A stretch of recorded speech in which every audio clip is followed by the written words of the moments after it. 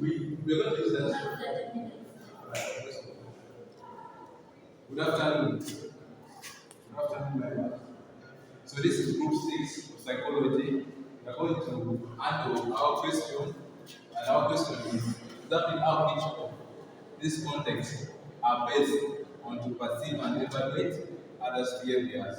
So we have two different contexts. Context A, we have non-verbal communication, and context B, we have impression formation and management. So these are the contexts that are based on to perceiving and evaluate others' behavior.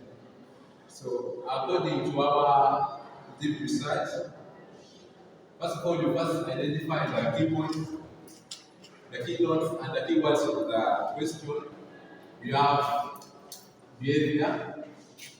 So behavior, these are observable actions of any people in response to external or internal stimuli. That is the definition of behavior. So first approach is the definition of behavior was defined. Then after we continue and say it encompasses a wide range of actions and reactions exhibited by the living beings, including humans and animals.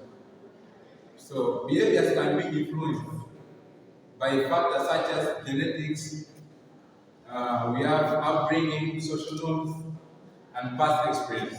So those are the categories and the behaviors. Behaviors cannot match up because there's such things. Depends on the genetics, upbringing, and the social norms of someone. Under social norm, we have culture. How someone is based on the culture. I hope you're getting me. So on that one, our introduction was based on their behaviors. Then if we come to the first context of perceiving and evaluating the behavior, we have non-verbal communication, which non-verbal communication is basically defined as the process of conveying information through facial expression, body language, tone of voice, and other non-linguistic tools. So if we are talking about non-verbal communication, we basically deals with the use of gestures, body language. Doesn't involve talking, it does involve body actions. So when we are dealing first with the non-verbal communication, under non-verbal communication, we are going to define and those actions under non-verbal communication. We have body language.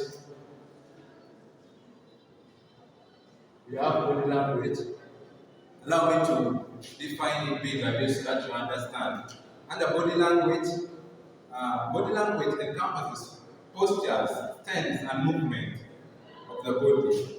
A person uses body language to communicate to someone else to understand. A person's body language conveys their emotion and attitudes. For instance, we have crossed arm.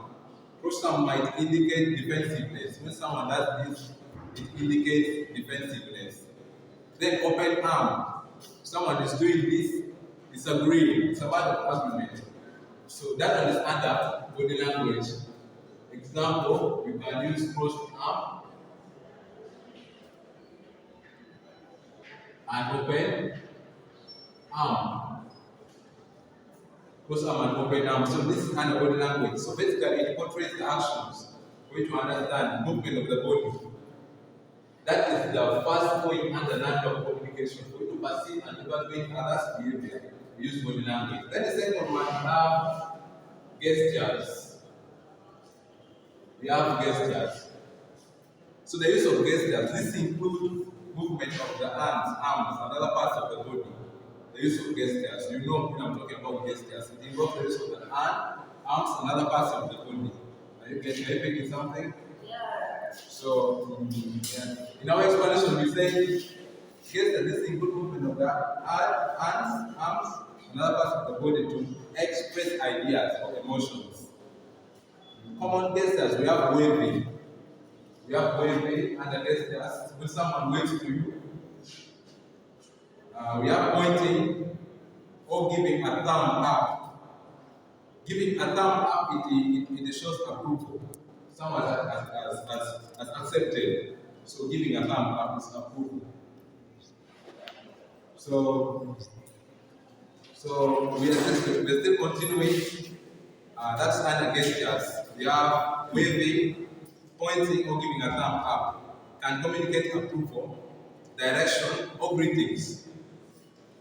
However, the meaning of gestures can vary significantly across cultures. So in our culture, we have different meanings of gestures. So someone can indicate this, like in the movie Wakanda. I know most of you want to see this. So someone does this, it's like a special greeting. So that one is the most important thing when we are under non-verbal communication. We deal with gestures. I hope you're getting me. My members are also here. We're discussing together and they're picking up things. So that is the other gesture. We have waving. You can put waving and thumb up. Thumb up. This one is thumb up. So still under non-verbal communication, we have eye contact. We have eye contact. So when someone talks of eye contact, it is crucial in communication. It can indicate interest, intentions, and involvement. Avoiding eye contact might suggest shyness. So when someone is looking at you straight or staring at you, some people tend to be shy, and that one is a part of communication. If someone stares at you and you're shy, that one is a part of communication. Under that still, we talk about maintaining eye contact. If someone maintains eye contact, it shows confidence. If someone is looking at you and you're also looking at the person, that shows confidence. And if someone is looking at you and you're trying to shy down by looking down, that one shows shyness. You're not really esteemed of yourself. You get? Yeah, you're not confident. That one is eye contact. So under eye contact, we have talked about it now. We have understood. It's self-explanatory. Then under still non-verbal communication, we have facial expression. We have facial expressions. They are one of the most universal forms of non-verbal communication. Can convey a wide range of emotions such as happiness, sadness, anger, and surprise or astonishment. So that one is basically under facial expression. If we are talking about facial expression, it deals with the emotions. Under emotions we have sadness, we have happiness, and others. So that's under facial expression. It also conveys and perceives to evaluate behaviors under non-verbal communication. That one is facial expression. That one is the fourth point under non-verbal communication. Is the context of perceiving and evaluating others' behavior. So we have another one called haptics. Haptics. We have haptics, which you can also call it touch. It's a touch. Haptic or touching something. So touch can communicate a wide range of emotions and messages. For example, we have handshake. Handshake, it conveys professionalism. Like handshaking this brother of mine, it conveys professionalism. That one is under touch. It conveys professionalism. And a pat on the back shows encouragement. So if you meet someone like this and you move a pat on the back and then like this, it shows encouragement. Yeah. So that one is touch. It's the way of perceiving and evaluating behaviors and the non-verbal communication. So number 6, we have what we call appearance. So you know someone's appearance also conveys much about the person. The way you appear in front of people or in front of your subordinates, if you're a leader, it conveys a lot of you. So other parents were saying, our parents, including clothing, hairstyles, and accessories, can communicate about our personality. For example, let's say formal attire. Formal attire can suggest professionalism. Someone puts on a coat, a tie, and what have you, the way I'm smart, I think. It involves professionalism. Then, then we have casual wear. People put on casual wear. Casual wear, these clothes, I don't call it funny, but casual wear can indicate relaxed attitude. Someone is relaxed, and someone puts on that casual wear. With the slippers, you go to the office with the slippers. That one is a part of the communication that conveys more about you. So we have the haptic, which simply means touch. You get it? I hope you understand the context. The point below the first context, that's non-verbal communication. Then let's go and look at another context. It's called paralinguistic. It's paralinguistic.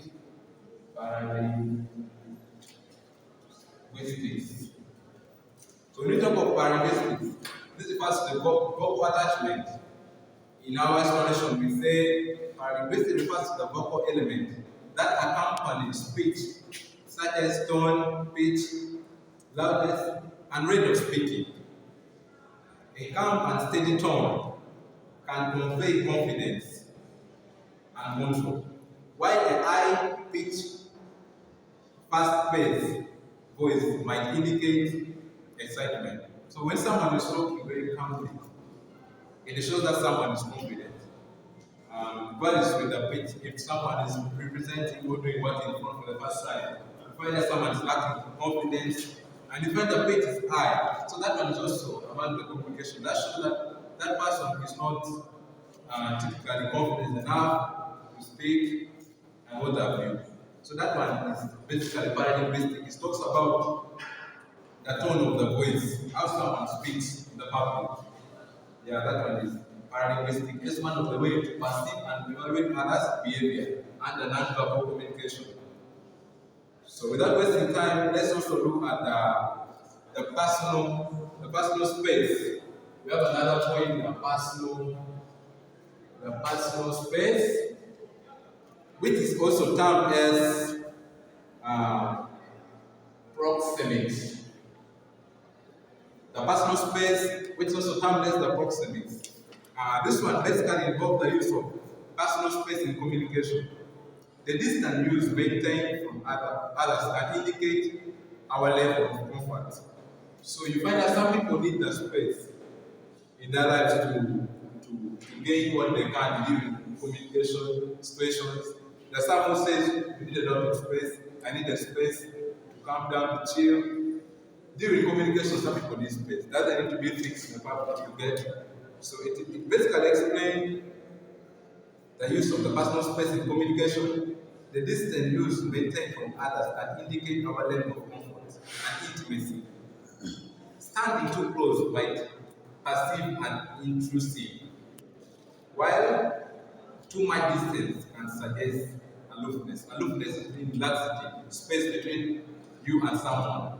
So when someone is close to you, it's a different thing. And when someone is aloof or far from you, it will always evaluate different kinds of communications. And the non-verbal, because remember I said non-verbal this week, no talking, it just deals with actions. Gestures, body language, haptic touches, and you get it. So I think you have understood this point. It's under non-verbal communication. So that is the last point under non-verbal communication. And in conclusion of the non-verbal communication, we are saying by paying attention to this non-verbal clues, individual can better understand and evaluate others' behavior and intentions. So when you evaluate all this under the non-verbal communication, you'll be able to perceive and evaluate others' behaviors through the use of body language, gestures, eye contact, facial expression, touch, which is the same as haptics, paralinguistics, the tone of the voice, then personal space, which is the proxemics. So members, this is the context and I've already talked about it. So we are done with the first context, which is A, non-verbal communication. And we are going to also handle B, which is impression formation and management, as one of the context to perceive and evaluate others' behaviors. Always when you are touching your question, you need to, when you answer your question, you need to refer to the statement given to you. Then you'll be able to get the highlights now to answer your question. So we go to the part B, which is impression formation. Is simply defined as the cognitive process of creating an initial impression of someone based on appearance, behavioral patterns, verbal clues, and very many others. So when we talk of impression, we have some. It's okay. Let me also wrap this. This one wants to wrap. This brother might help me wrap it. Let's analyze the context. Very active.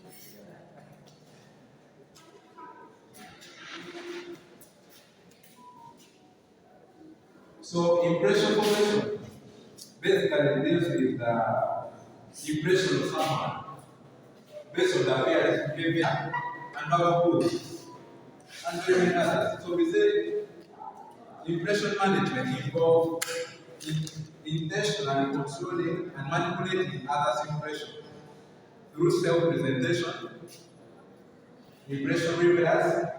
Therefore, impression formation and management refers. Now, this is the definition of impression management. Therefore, impression management refers to the process by which we form and manage impressions of others and how others form and manage impressions of us or our impressions.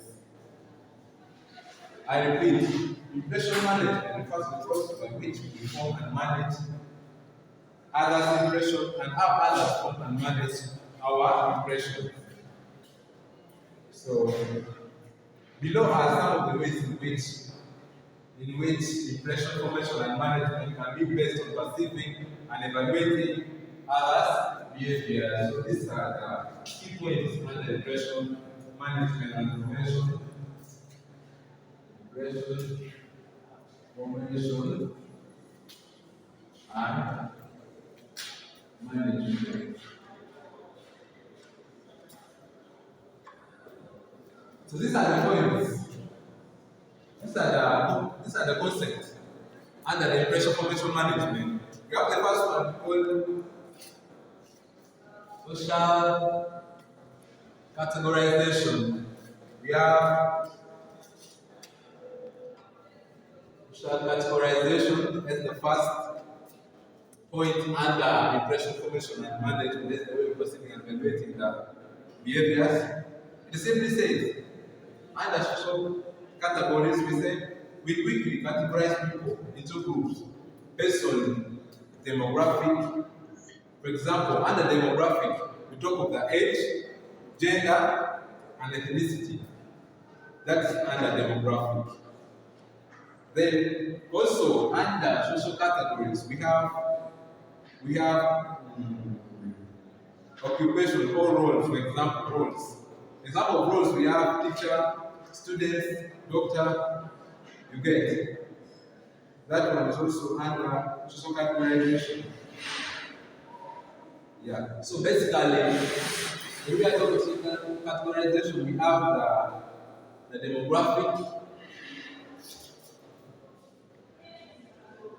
The demographic examples, which is number one, we have age, gender, and others, etc. That is the first point under impression formation and management. We have social categorization, where people are grouped together. Then the second one, we have attributes,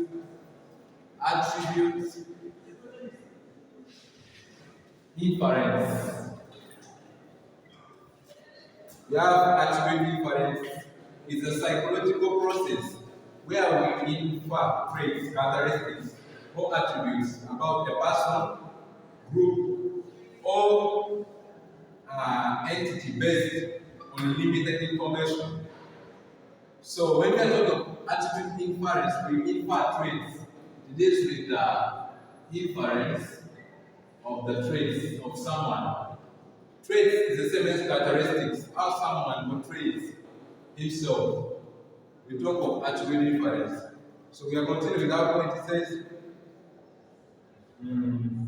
these are used to infer traits and characteristics or attributes about a person, group, or entity based on the limited information. We infer traits or characteristics about people based on the physical appearance. For example, we have someone who is organized and tidy or tidy. So we also have behavior. For example, laughing may mean friendly. So laughing may mean friendly. Speech patterns, for example, the accent based on the cultural background. This difference can be accurate or inaccurate. So when we are talking about attribute difference, we infer traits of personality. The way someone speaks, you can easily identify that this person comes from this side through the use of the accent. Like when I'm speaking, you can easily tell my tribe if you're critical. So we say we go to the third one under social category under impression information and management. We have implicit personality. We have implicit personality. This refers to the unconscious and automatic association people make between traits, behaviors, and characteristics to form impression of others' personality. We associate certain traits with specific behaviors. For example, outgoing represents sociable or talkative and reserved. So when someone is talkative, they represent introverts. When someone is outgoing, may represent sociable. When someone is associating with people, someone is out and there in account, represents sociable. Someone is social. Someone who is talkative and reserved can also represent introvert or thoughtful. Organized means one is responsible or reliable. These associations are often automatic and culturally influenced. So under this, we also find that culture influence some of our behaviors. Our culture also play a crucial role in the influence of our behavior. So that one is under implicit personality. Basically, also how someone associates with the other fellow. You get. So after that one, we have self-presentation.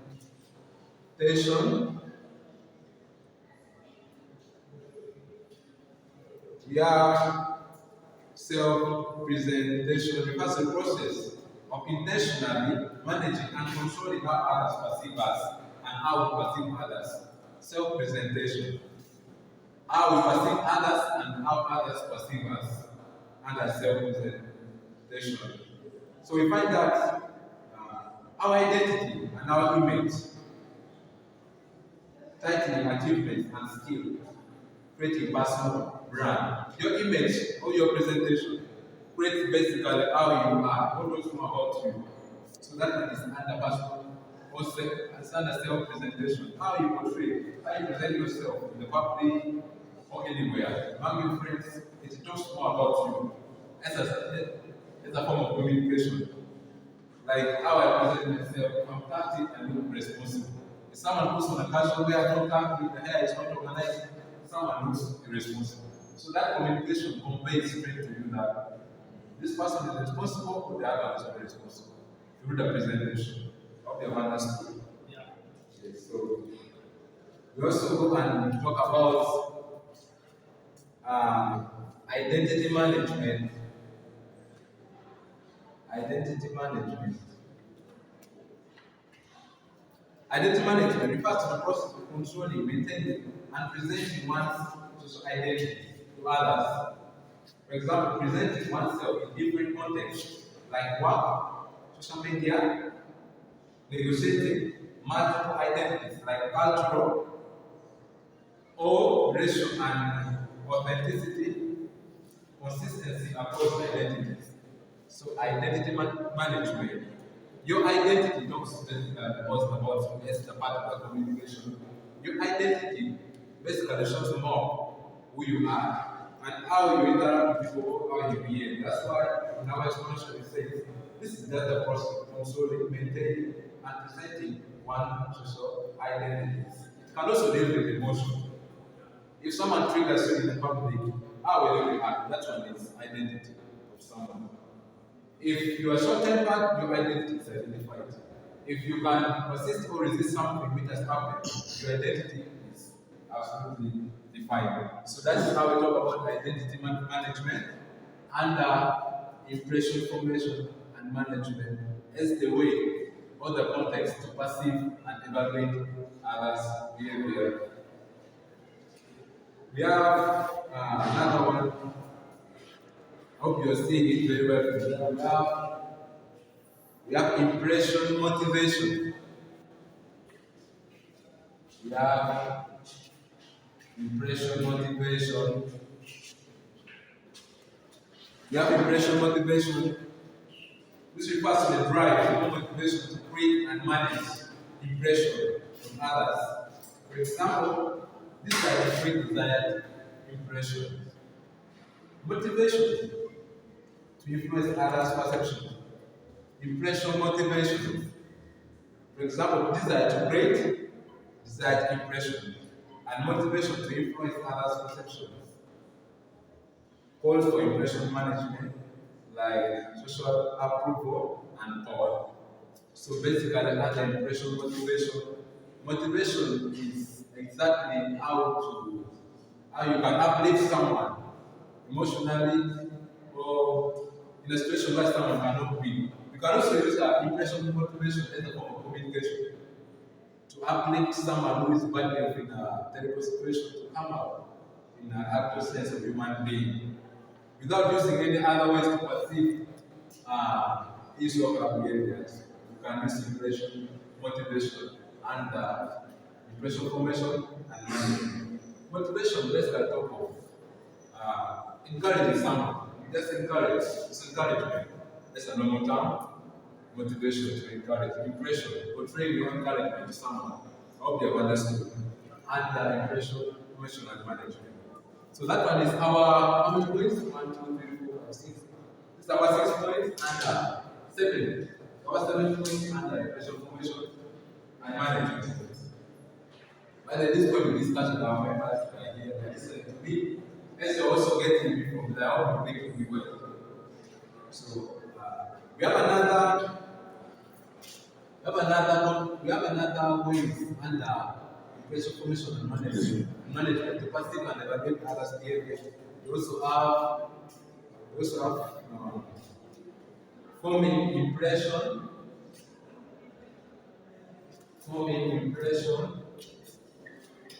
as our last point, and impression formation and management is the context of perceiving and evaluating others' behavior. This is our last point. It's called forming impression. That basically means it is based on their observation and interpretation of behavior. Individual form impression of others. This impression can be positive or negative and can be influenced by factors. It can also be influenced by factors such as personal biases, cultural norms, and past experience. So when we talk about forming impression, we also have the influencing factors. The influencing factors, we have culture, we have past experience, what someone has been going through. Then we have also the personal bias. We have the personal biases. Personal bias simply means you're not contented with yourself. It simply means someone who is biased. You're biased in research. You're not esteemed. You have no tough feelings. You cannot fail. You don't believe in yourself. That is personal biases and the forming impression. That's the way of perceiving and evaluating others' behavior. So, in general conclusion of what we have discussed, you can pause the points and take it where, in case my writing is seen. In general, in conclusion, we say impression formation and management are intricately linked to how individuals perceive and evaluate others' impression. Individual can navigate social interactions and relationships effectively. So that is how we concluded our context. As I reverse it back to the question, which says examine how each of these contexts are based on to perceive and evaluate others' behavior. We have two contexts, which is non-verbal communication and impression formation and management. And under non-verbal communication, we listed at first, and under impression formation and management, these are the points. And in case you have not understood, we are going to send our link and you'll be able to tap our coordinator and contact in other members to clarify you. We shall be able to explain to you more the point which you have been understood. Thank you for listening. This is Group 6, Psychology. We appreciate your audience. Thanks.